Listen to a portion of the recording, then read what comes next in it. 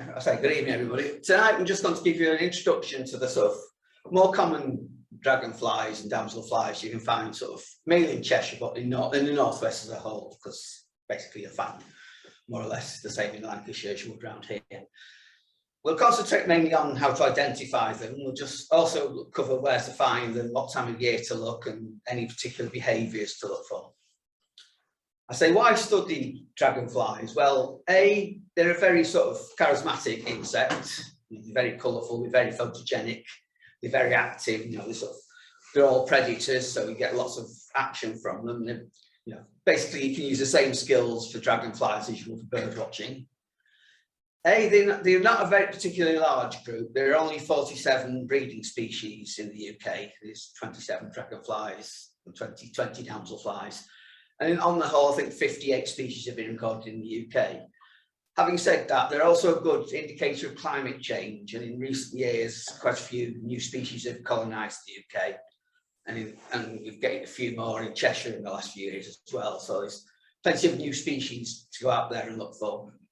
And generally, they're a good indicator of good water quality within the environment.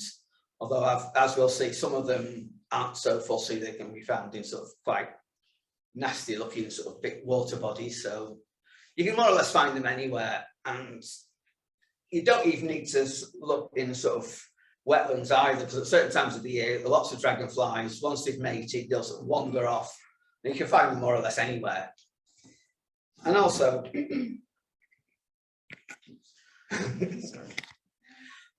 you don't, unlike a lot of insects, you don't need to collect them and stick them under a microscope. You can actually identify them in the field if you've got a decent pair of binoculars. Or as you say, they're very photogenic, so you can sort of take a decent image and then go home and look at it, compare with the field guide at your leisure afterwards. So I say they're a very sort of popular insect, especially with bird watchers who find they've got nothing to do from July to August. So they come under the order Odonata, which is the sort of technical term for these things. Now, how do we sort of differentiate the two groups apart? Well, the damselflies, they're sort of small, dainty-looking ones. They sort of very rarely more than, say, 5 centimetres in length. So they don't fly particularly well. It's usually weak, pretty weak, and it tends not to fly great distances. Generally, you'll find when they're at rest, they'll hold the wings over the body parallel. Well, although that's not always the case, as we'll see. Unlike dragonflies, the front and hind wings are more or less identical in size and shape. So that's another feature to look for. And if you look at the head, the eyes are actually separated. You'll see the head's like a rectangle and the eyes are at either end. Whereas the dragonflies, on the other hand, they're really robust. Some of them, you know, quite large, up to about 10 centimetres in length. They're very, very powerful flyers. They can hover quite often. They can even fly backwards if necessary. Basically, because they hunt on the wing. They sort of hunt small, you know, insects, mainly flies as a chief prey. Virtually all of them hold their wings at right angles to the body when they're at rest. They'll sort of twist them to turn, because they will bask in the sun to warm up before they go out flying, so the wings can be held at all kinds of different angles. And the front and hind wings actually have different shapes. The hind wings are actually larger and broader than the fore wings. And if you look at the dragonfly from the front, the eyes more or less touch in most species. So that's not always the case.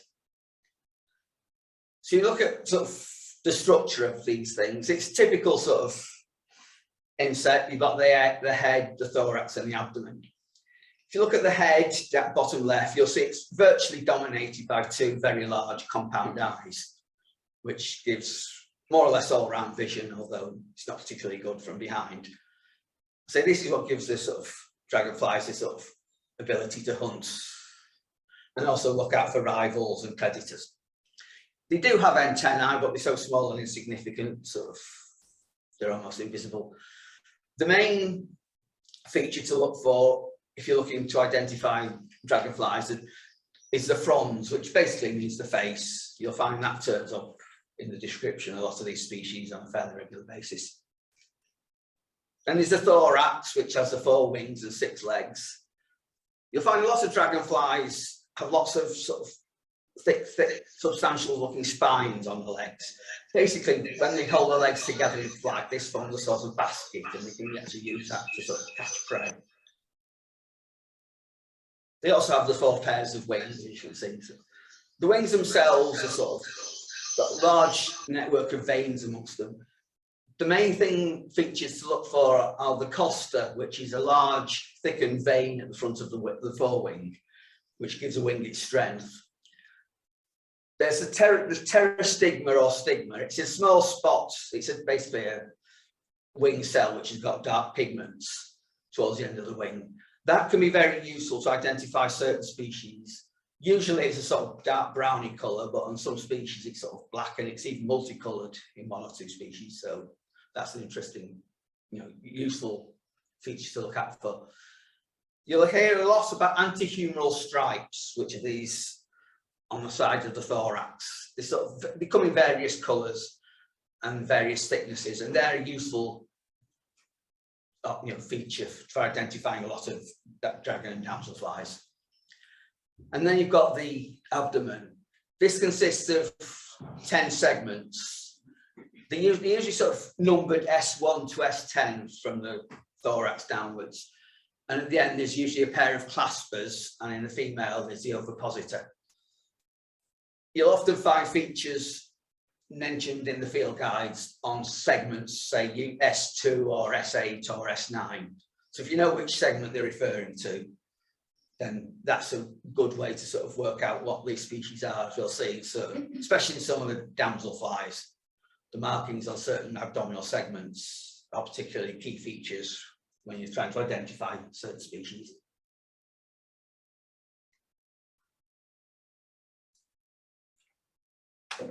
One thing to bear in mind when you are sort of out there searching for dragonflies, you may come across something which is referred to as a teneral.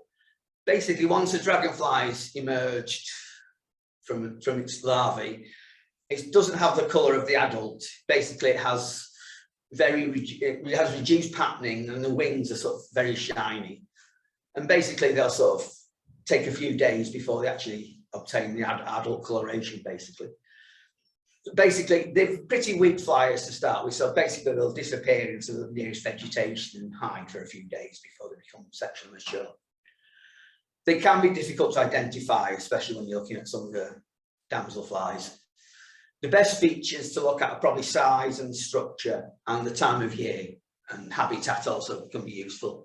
So you might be able to sort of eliminate certain species and identify 1 or 2. This is a sort of teneral common darter. I mean, there's no way of telling what sex it is from an image like this. You need to actually identify the insect itself. So just be aware that you'll see dragonflies which don't look anything like they do in the books. So it starts off with the banded demoiselle, which is one of our larger damselflies. It's 48 millimeters, is probably the largest, the longest dragonfly anyway. It's quite a sort of robust insect.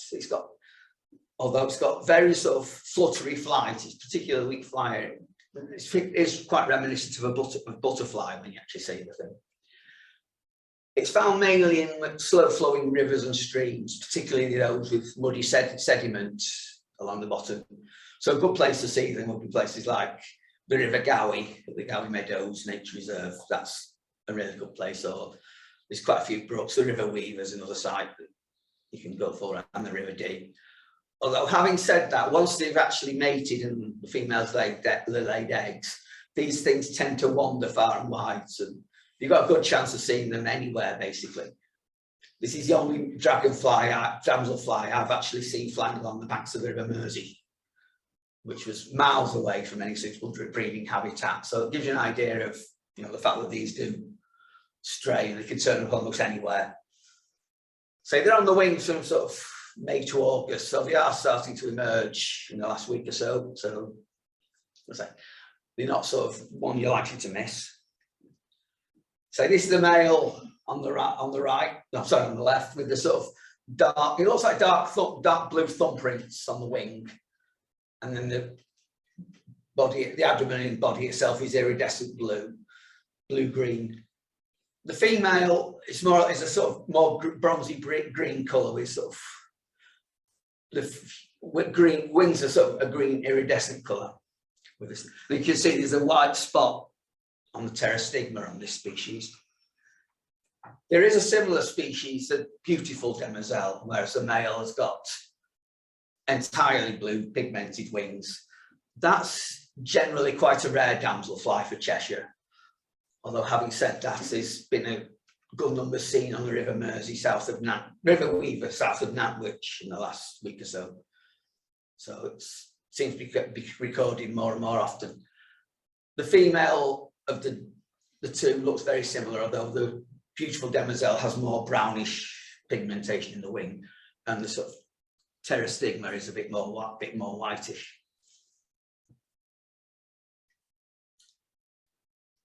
The emerald damselfly is one of our sort of, well, more localized species. It tends to be found in sort of small, shallow pools with lots of luxurious surrounding vegetation.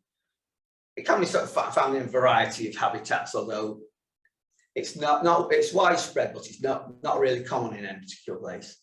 It's one of the latest damselflies to emerge. It's sort of on the wing, sort of mid-June into September. It's one of 4 emerald species found in the UK, but this is the only one that have been recorded in Cheshire so far. It's one feature of emerald damselflies, as you can see from the image there, is that when they're at rest, they tend to hold the wings at an angle to the body rather than parallel along it. Although that's always a regular feature, because you will get all the damselflies holding the wings out like that. But this is a feature that seems to be common to this group of insects. As its name suggests, the body is metallic green, and in the male it's sort of got this blue tinge on the first abdominal segment and the tips, and there's also this blue suffusion on the side of the thorax, and you notice the eyes are quite obvious bright blue colour, whereas the abdomen in the female is more greenish. There's no blue markings on this, and it's like most damselflies and dragonflies, the abdomen is distinctly thicker in the female because that's where the eggs are produced. So that's one way you could tell sort of male and female apart in certain species. I said there's no blue markings on this, and it's got brown eyes, which is quite characteristic. As I said, there's no other emerald damselfly in Cheshire so far, but having said that, there's a species called the willow emerald, which first appeared in the UK in 2007. And it sort of colonised East Anglia and various parts of the south and southeast of England. And it has sort of spread quite rapidly. It's now been recorded in Staffordshire and North Yorkshire. So that's one to look out for in the next few years.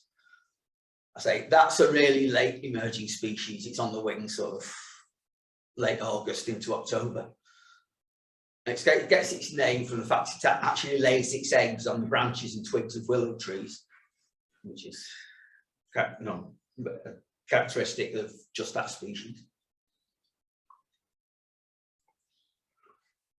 The large red damselfly is one of our sort of more common species. There is a small red, but that's only found in the south of England, so you'll never actually get it this far north. It's the first dragonfly you're likely to see in the year. You can emerge sort of mid to late April if the weather's sort of warm enough, but usually sort of early May onwards. It's on the wing till August. It's found in most wetland habitats, although it avoids sort of fast-flowing streams and rivers. So you can find it more or less anywhere.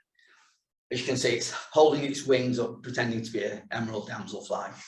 But normally its wings will be sort of held together a bit over the body. The male is sort of deep red with sort of black bands towards the tip, usually on segments 7 to 9. And they've got this sort of bronze black top to the thorax with a yellow stripe along the side, which you can't really see on that one. The female, like certain other damselfly species, comes in several colour forms. just to confuse things. But this is the one you're most likely to see. You see, it's very similar to the male, except the markings along the abdomen, it's got these sort of black and yellow bands at the top of the segments. And you've got more extensive black towards the tip.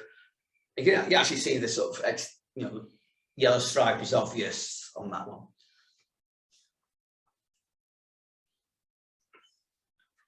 Now, there are several blue damselflies, which are quite interesting to sort of work out. Fortunately, in Cheshire, we only have 2 common ones.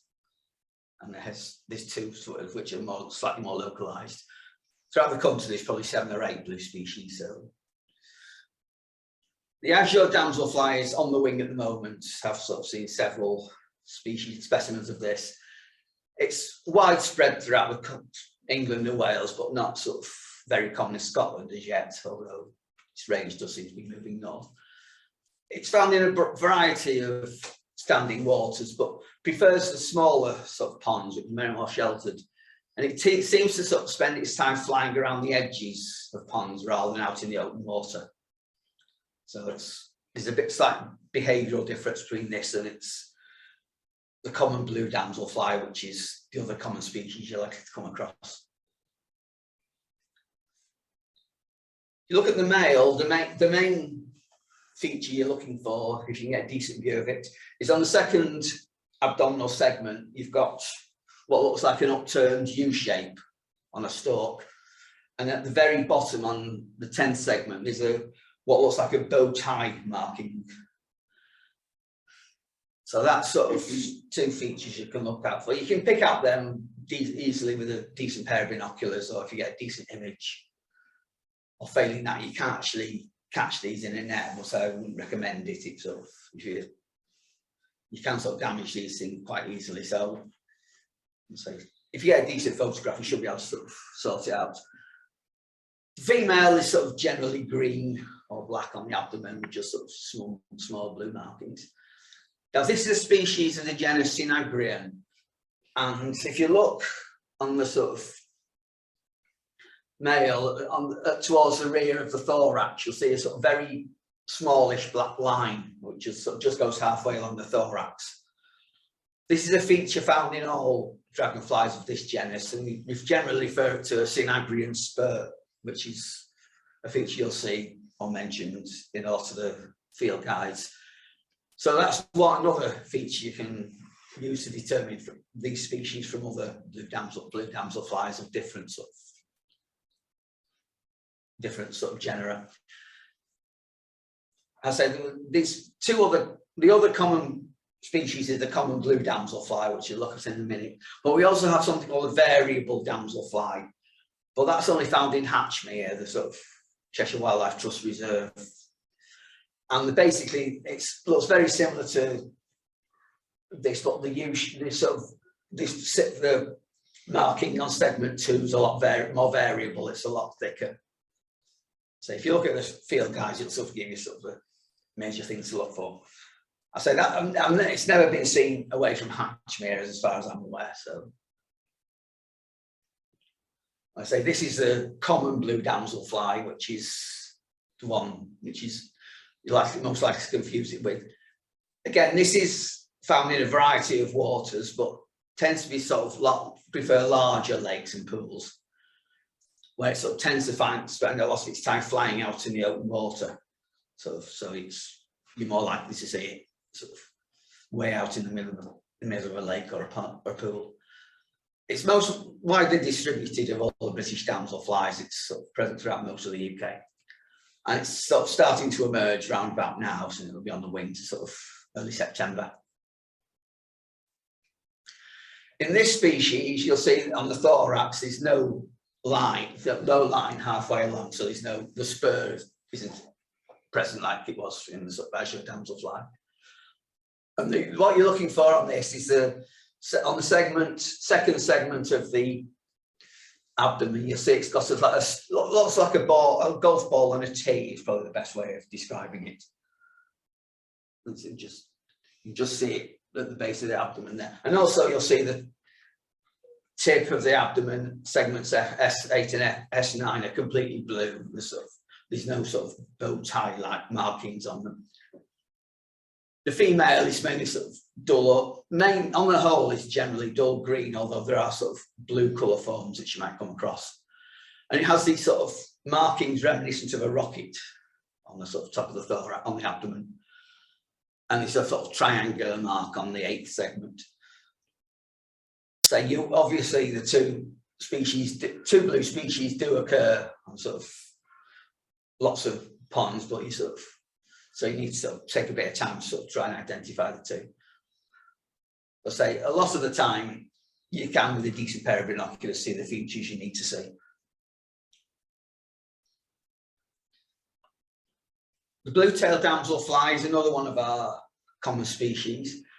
It's found in a wide variety of habitats. It's sort of found in sort of ponds, canals, slow-flowing rivers, pools, and it doesn't really mind about the water quality either. It's one of these that can withstand sort of quite polluted waters. It's common throughout the UK, and it sort of starts to emerge sort of early to mid-May. So again, that's one you can go out and look for. As its name suggests, it's sort of dark brown abdomen with a sort of blue tip on the number 8 segment, and they also have sort of blue eyes and the male has blue markings on the thorax. Whereas if you look at the female, there's actually 5 different colour forms, and the variation is mainly the colour on the thorax. This one's a sort of pinky colour, you get brown, orange, purple, so just beware, but just look for the sort of blue marking on segment S8, and that sort of should give you the decent identification. We have got the scarce blue-tailed damselfly has started to appear in Cheshire in the last few years, which is slightly a smaller species, but that's very sort of localised and sort of very few records, usually towards the south of the county. And there's also the red-eyed damselfly, which also has, as we'll say, a blue tip to the tail, but as its name suggests, has red eyes, which are pretty obvious.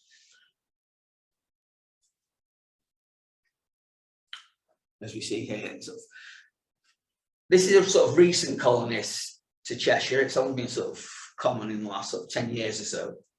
Before that, it was sort of very few and far between. It's very common throughout the southern half of the UK, which its range does seem to be sort of moving northwards. It's found on sort of large ponds, large lakes, canals, drains. It has this habit of sort of settling down on leaves of aquatic plants like water lilies, things like that. So you can just sort of scan the sort of surface of these large floating leaves, and you're likely to come across that sort of just stays on there and sort of waits for prey to pass and then it'll move.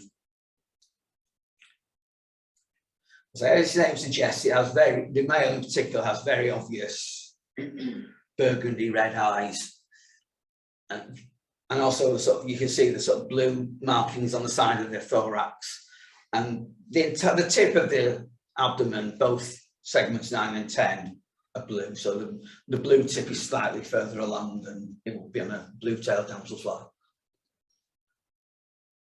The female is tends to be sort of greenish underneath with green stripes on the abdomen and sort of dark on top.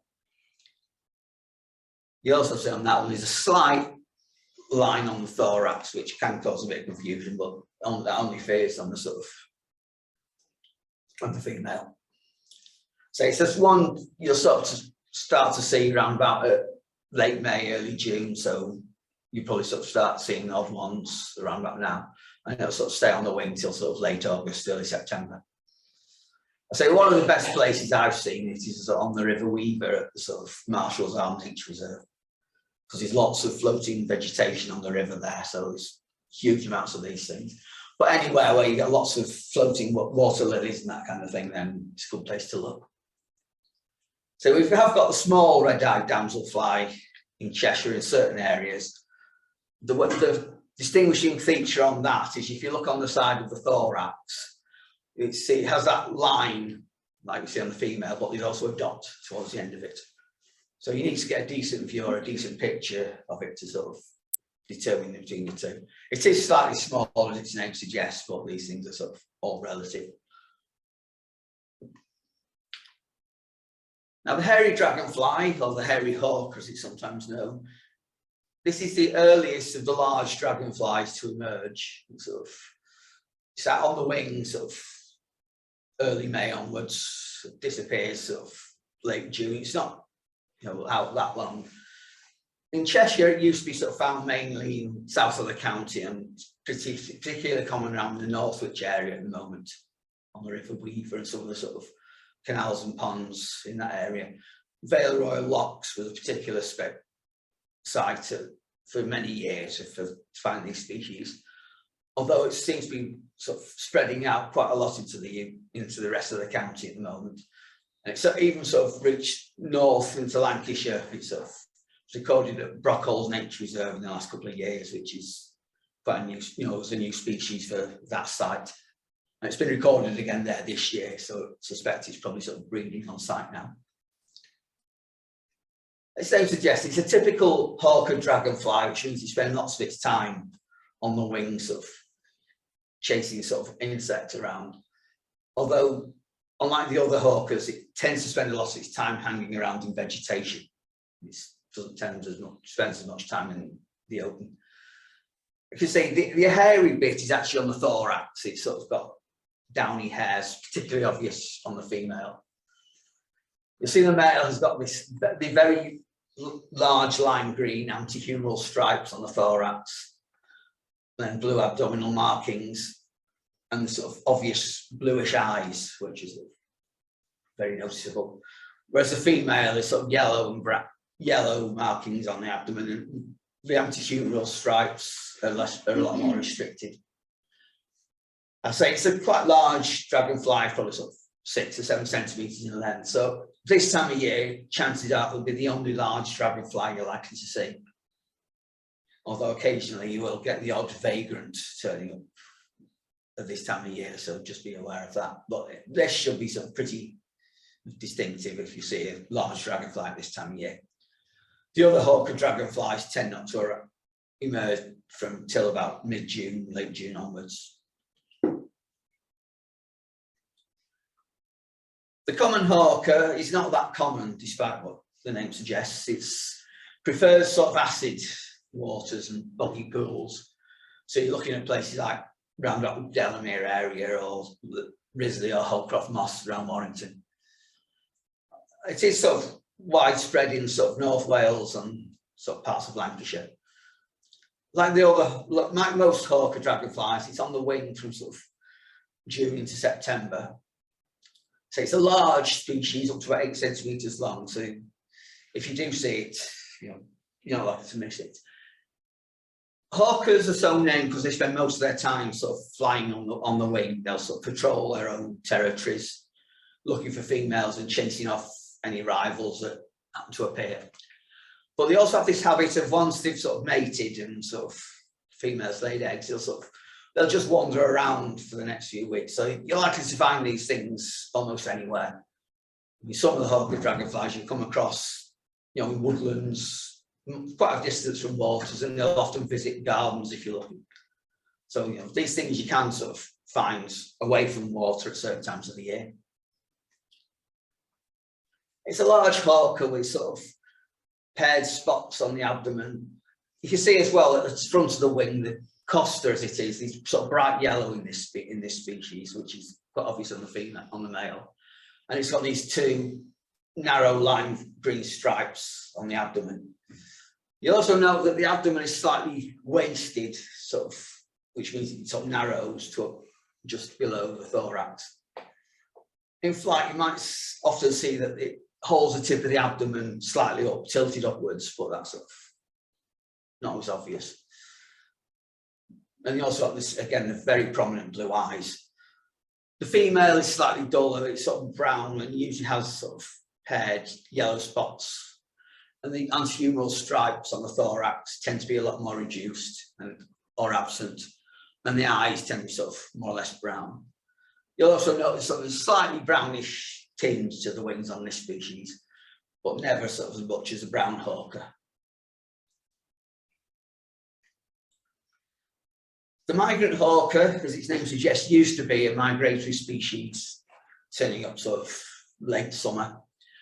Although in last 20 years or so, it has sort of colonised most of the UK, including sort of Cheshire. It's now probably one of our commonest large dragonflies. It's usually the last one to emerge, usually sort of early August, and it's sort of on the wing, sort of late August, so early August to late October in certain years if the weather's decent enough. It's found in a variety of habitats, but obviously particularly prefers sort of anywhere with decent amounts of vegetation. And as it suggests, as it being a recent colonist, it's mainly found in south of the country. As I say, it's very common in Cheshire at the moment. It's probably the most common large dragonfly you're likely to see most years now. It seems to have sort of colonised really successfully. And unlike sort of most of the other hawker dragonflies, it does spend lots more time perched up in sort of bankside vegetation. And unlike the other hawkers, you can't actually approach it. You know, sort of the other hawker species, you get within 10 metres and they're off. This one, you know, so you can get really close up pictures like that. So, and it's a regular garden visitor, I've noticed as well. So you can keep your eye out at the right times of the year, and it'll turn up virtually anywhere.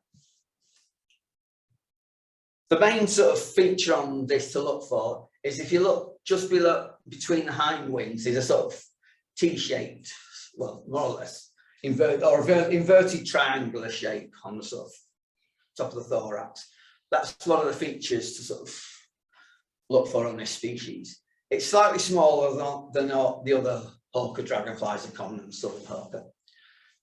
The abdomen's dark with sort of paired blue spots and sort of slightly smaller, fainter sort of blue bands on the abdomen. There's no obvious stripes on the thorax. And as I say, the male's got blue eyes, whereas the female is slightly smaller with yellow spots and sort of greenish brown eyes.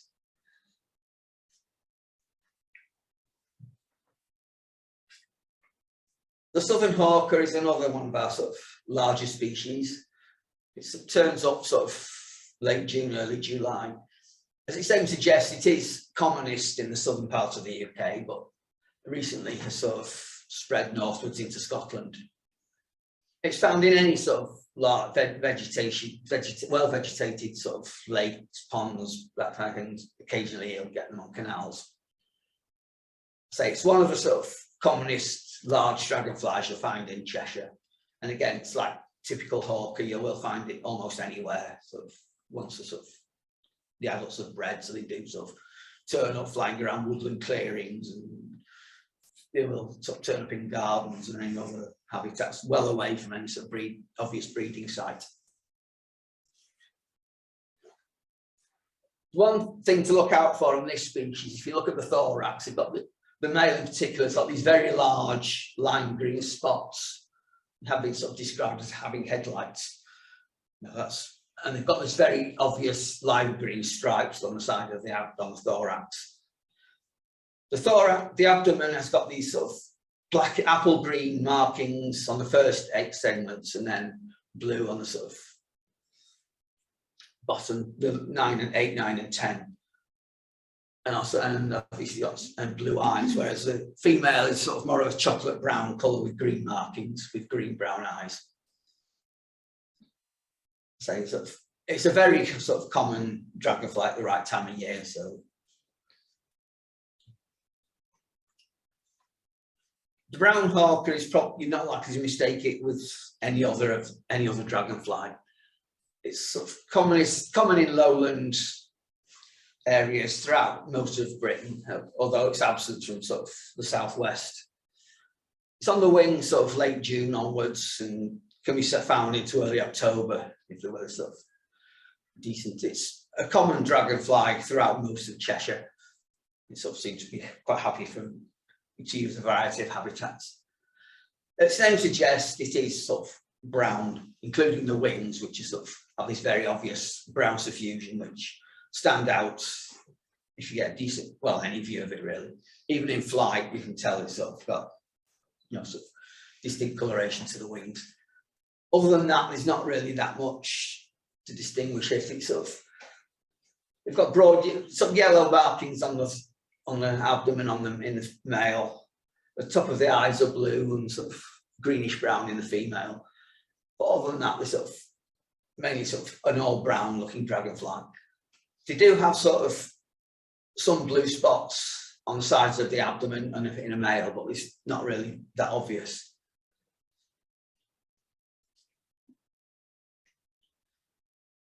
The emperor is our largest dragonfly. It's sort of found in a variety of habitats, particularly sort of lots of bankside vegetation. Going back sort of 30 odd years when I first started looking at dragonflies, the only place to find this was on the Sefton coast. But since then, its distribution has sort of increased markedly, and it's found on lots of ponds, canals, lakes throughout Cheshire. It's starting to emerge round about now, so maybe I'll sort of look for it in the next week or so. I say it's one of these activities related to the hawker dragonflies in typical behaviour. It spends most of its time flying around over the water bodies, sort of chasing off other dragonflies of all shapes and sizes. Well, probably the most difficult dragonfly to photograph, in my experience. I mean, if you're lucky, you might get a decent flight shot like this, but or you might be able to sneak up on one that's perched up, but otherwise, unless you're really lucky, it tends to disappear at the slightest excuse. Say, the male is really obvious. It's a large, basically turquoise blue dragonfly with sort of obvious bright green thorax. There's no obvious markings of note apart from the sort of lines on the thick line on the going down the abdomen, sort of, which is obvious on both these insects, and the sort of yellowish costa which he runs on the top of the forewing. The female is a sort of dull green colour with greenish eyes. So, but the male, you're not going to miss it or confuse it with any sort of other dragonfly species.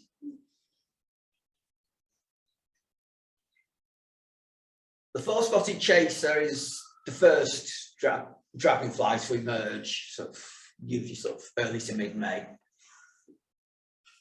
Chasers tend to spend more time perched up on a sort of their own favoured plant stem or twig in the water, and they'll just dart out, chase an insect around, and then return to the same place.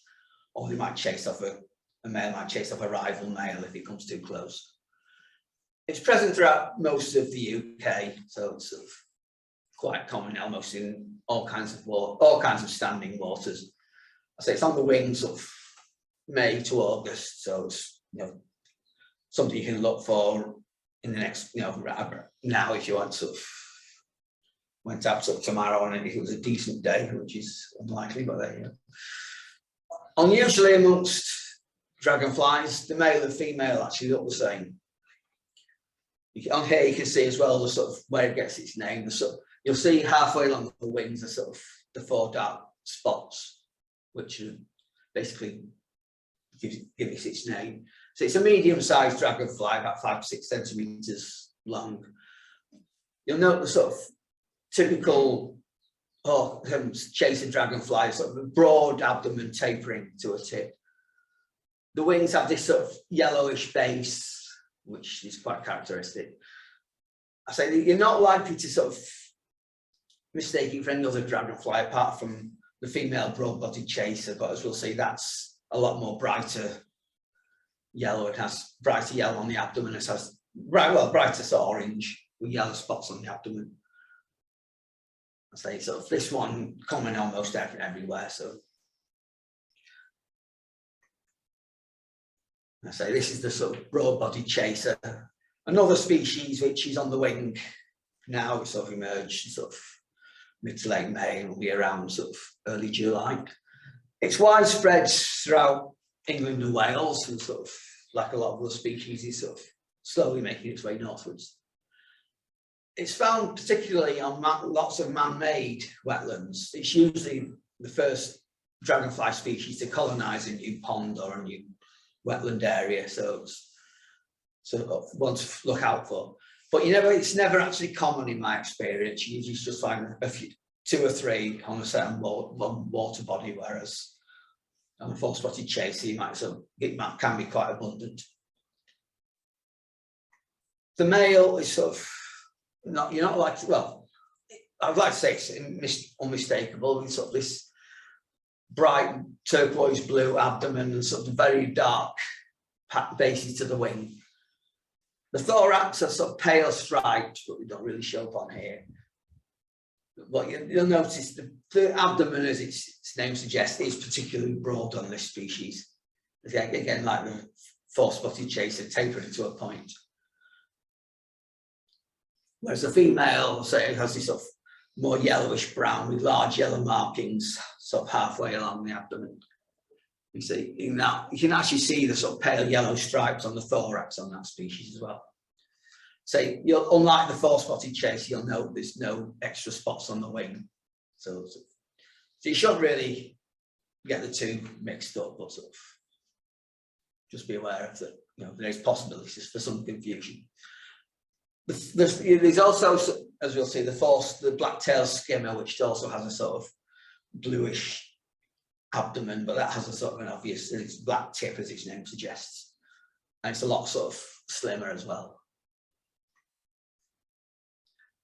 This is another sort of very common dragonfly throughout Cheshire. It's mainly sort of found throughout England, and it's one that's increasing its range quite rapidly. I mean, about 20 years ago, this was a very uncommon dragonfly in Cheshire, but now it's sort of moved and it's quite common throughout the county. Usually best time to look for it sort of early June into July. It's found on a variety of habitats, so you can look for it almost anywhere. And it has this habit of finding exposed ground and sort of perching on the ground. So probably best look for it sort of down on any exposed mud or exposed stones around the water's edge. It's particularly common in sort of man-made wetlands, gravel pits, sand pits, that kind of thing. I say it's one that's, 20 years ago, it was a major event if you found one of these in Cheshire. Now they sort of, in certain places, they're dead common, so not really not remarkable anymore, unfortunately. I say the male is sort of palish blue abdomen with a sort of dark tip. And the female is sort of this olive sort of yellow colour. And you notice that it's got a distinct sort of ladder-like pattern on it, with sort of two vertical black marks on each abdominal segment and sort of black marks at the black sort of line on the tip. I say you shouldn't really mistake it for any other species if you get a decent view of it, and its behaviour sort of can also give it away. So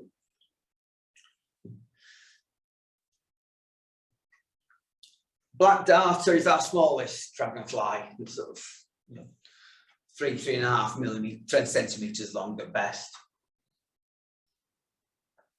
It's mainly a sort of species of sort of acidic wetlands, so you'll find it sort of around Delamere area, the mosslands in North Lancashire, North Cheshire, Greater Manchester. It's quite a late emergence, sort of late July onwards, and it does actually sort of, like a few other dragonflies, it will actually stray from its preferred habitat, so you can sort of find it sort of out of context, if you like. Apart from the size, it's the only sort of black damselfly you're likely to get in this part of the world. You'll see the abdomen in the male is black with these yellow markings along the side, and you notice sort of about halfway along it seems to narrow to a distinct waist in the abdomen. I say it's also got some black legs and black eyes. The female is sort of quite a bit brighter. It's got this bright yellow abdomen with sort of black markings underneath. I say you can, it's not something you're likely to sort of mistake for any other things, although some of the sort of other darter species you could mistake it for, but the size alone sort of, you should be able to distinguish this species. The common darter is, as its name suggests, by far one of our commonest dragonflies. It's another, the darters are another sort of group of species which tend to spend most of the time sort of perched up on a favourite bit of vegetation, or in this case you'll often find it on wooden fences or anything like that, just usually sunning themselves, and they'll just sort of dart out occasionally to catch any sort of prey items. This is by far the commonest of our several darter species found throughout the UK. So it emerges sort of late June. It's on the wing till October, although if the weather's suitable, you will find it sort of late into November, sort of, in certain years. It's found in a variety of water bodies, ponds, lakes, ditches, slow-flowing rivers. And like a lot of other dragonflies, it will sort of wander from these areas. So, it's probably the commonest garden visiting dragonfly you're likely to get. So, from sort of August onwards, you can get these in the garden quite regularly, even though you're sort of far away from any breeding site. Both sexes have sort of brown eyes and the brown tops of the thorax and sort of brownish yellow. The thorax on a sort of male is sort of this, it's a reddish brown colour. It's not particularly bright red, as we'll see in another species. I say it's got a slight waste to it, but not obvious. I say that it's tiny patches of yellow at the base of the wings, although these don't particularly show up well on this species, on this image. The female has sort of got a sort of abdomen which is more or less ochre coloured. It's sort of mature, so it's not sort of one you should mistake for other darters unless you come across a rare species. There are sort of two vagrant species which turn up regularly in the UK, and they do sort of breed in small numbers at certain sites. You're looking at the sort of red veined darters, an obvious one, yellowing. So they sort of do occur regularly as vagrants, but sort of the numbers that you get in Cheshire are very few, far between. But it's worth keeping your eyes open for the sort of these, shall we say, slightly more unusual species. And then there's the ruddy darter, which is another, I won't say recent colonist, but it is sort of one that's been found in Cheshire sort of in the last 20 years or so. It's slightly smaller than the common darter and tends to be a lot less common. It's sort of locally abundant in certain areas, but never really found in huge numbers. It appears slightly later, sort of July. It doesn't sort of, its flight period's a lot shorter. It's sort of usually finished by sort of late August, early September. So it's got, as its name suggests, it's sort of virtually sort of a bright red colour if you see it, especially a fresh specimen. It's got sort of, they've all got sort of, both sexes have black legs, and if you look at the top of the thorax, especially in the female over there, just behind the head, there's a sort of black T-shaped marking, and it's got sort of reddish brown spots on the wing.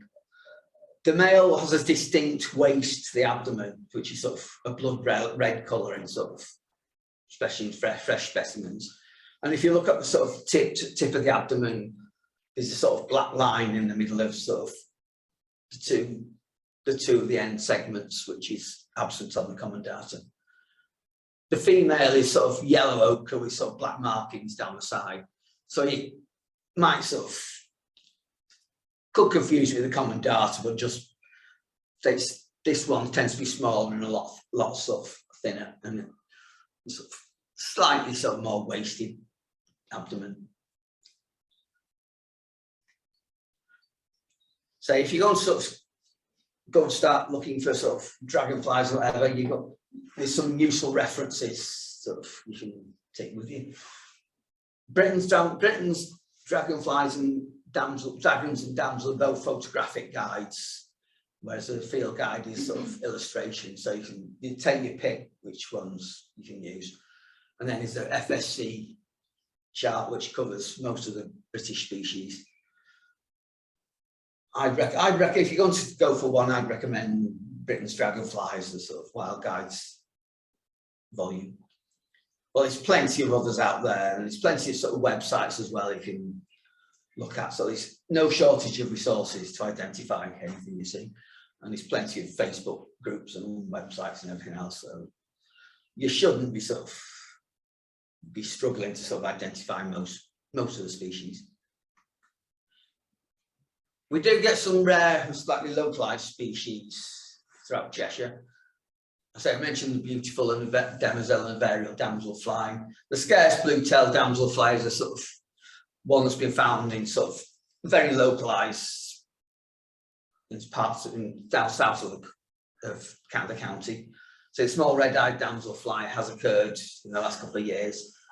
The white-legged damselfly is basically the upside down one at the top.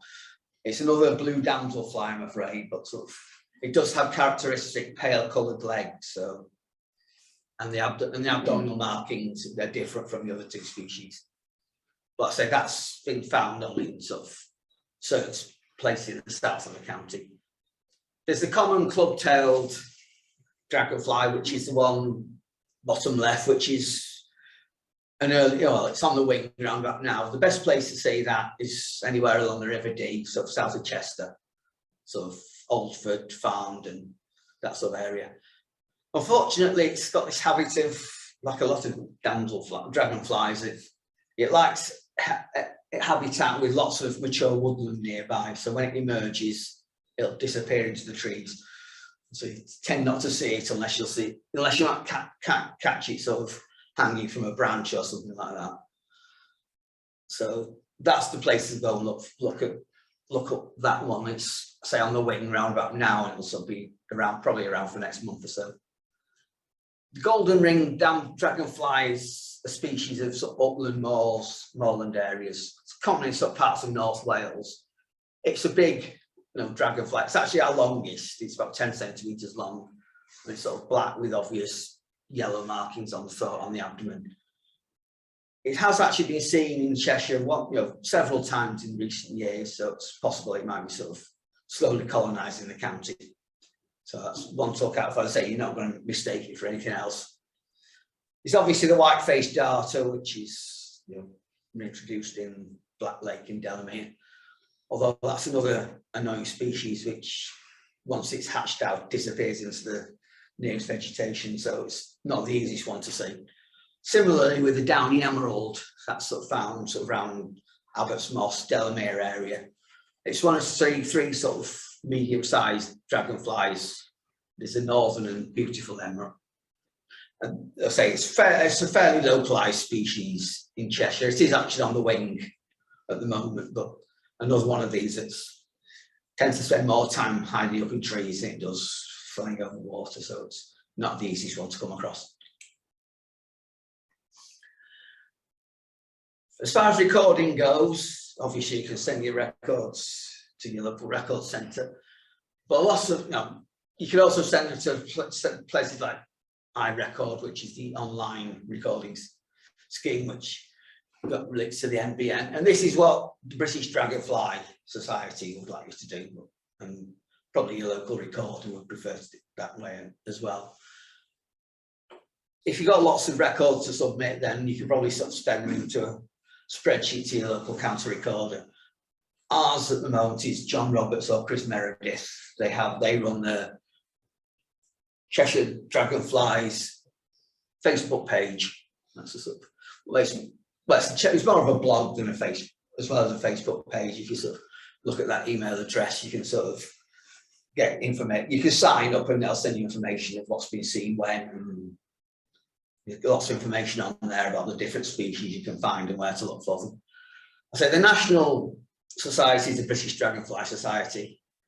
They're the ones that sort of, like the Dragonfly equivalent of the RSPB, so they sort of run various events throughout the year. They have their own reserves and they run various projects, recording or habitat creation. So that's definitely worth a look. And I said the county recorder for Cheshire, John Roberts, seems to be the one who runs the blog at the moment, so he'll be the one to contact if you have any queries.